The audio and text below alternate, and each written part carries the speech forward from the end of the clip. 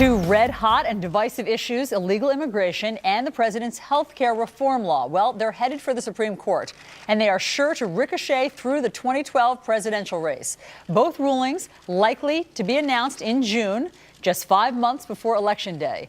So to help us assess the political fallout from both of these, let's go to Fox News contributors Leslie Marshall, syndicated radio talk show host, and Lars Larson, also a syndicated radio host. Hello to both of you.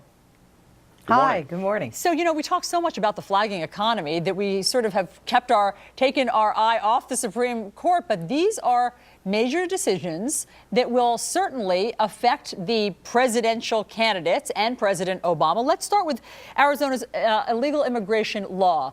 If the Supreme Court sides with Arizona and what they did to stop or curtail illegal immigration in their state, will that help the GOP candidate, Leslie? You know, immediate reaction, knee-jerk reaction is to say yes. But unfortunately, I have to say, I just don't think the voters are as concerned, even with these issues in the Supreme Court decisions, because the economy is such a huge issue. And I think the majority of voters have already made up their mind as to whether they're going to vote for President Barack Obama in his bid for re-election or whoever comes up once they see on that platform about a month away. I think it could impact undecided voters, but more so, I just think it really goes to show the Supreme Court's decision on where the power lies truly and specifically on a federal level versus a state level, but more so than affecting an election. Lars, yeah, I see you shaking your head. What do you think? Allison, let me help connect the dots for my liberal friend Leslie.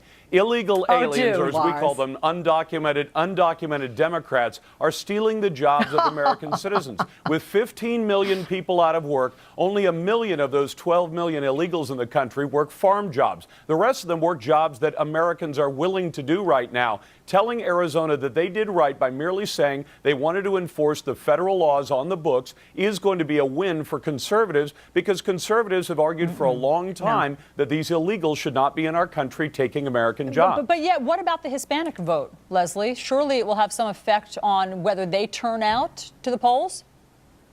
Well, that's what I was going to say. For those that I was going to say before Lars wanted to connect the dots for we Democrats, basically for those that are undecided, or those people that don't want to get out and vote, I think on both health care and immigration, it can actually anger people regardless of which way the Supreme Court rules. And quite frankly, although Lars, I know you're a little confused, Jan Brewer is not running for president, and Newt Gingrich does want amnesty and a pathway to citizenship, and it looks like he may be your guy.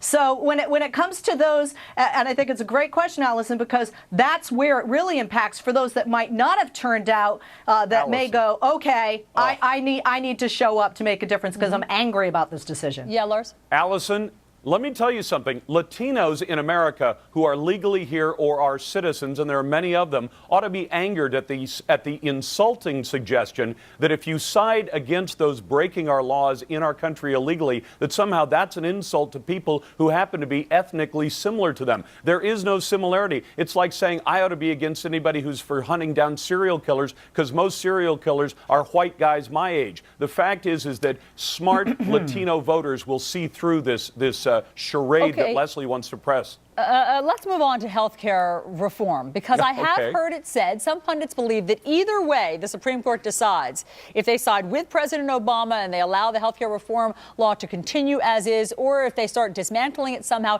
either way, it sort of helps the president rally his base. Leslie, what do you think? I agree 100%.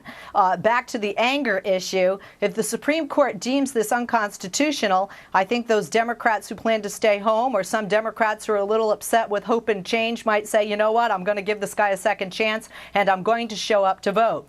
And obviously, if the Supreme Court upholds it, it just makes it look like, see, what a waste of time and taxpayer money. And of course, Republicans are going to run with it either way. So run with it, Lars. What do you think, Lars? Is that how you see it?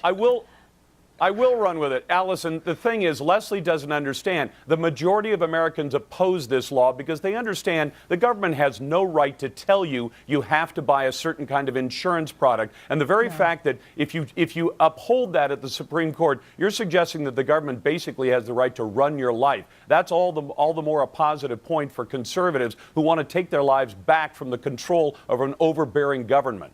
All right, Lars Larson, Leslie Marshall, we're going to leave it there. It's going to be an exciting year seeing what happens Leslie. with the Supreme Court.